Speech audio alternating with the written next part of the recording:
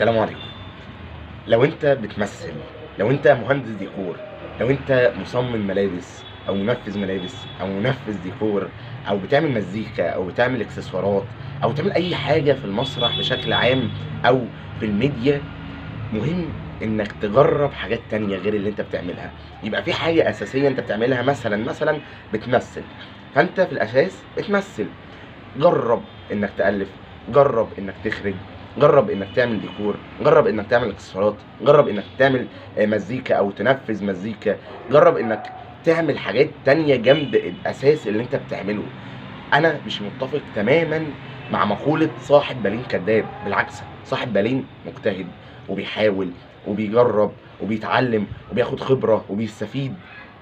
انت في الاساس بتعمل حاجه تمام، بس جنبيها حاول تستفيد بالحاجات التانية. ممكن الحاجات التانية دي تكون سبب من الاسباب اللي هي تخليك تزقك في الحاجه اللي انت بتعملها.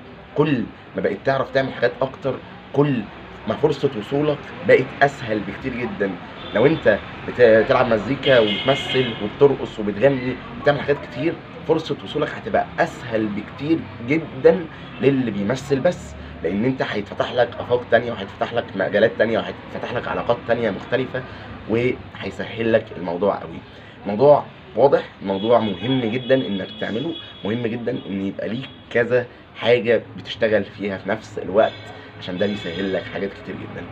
وبس كده، اعمل لايك وشير عشان الفيديو يوصل لاكبر عدد ممكن، واشترك في القناة وفعل زر الجرس عشان يوصلك كل جديد. السلام عليكم.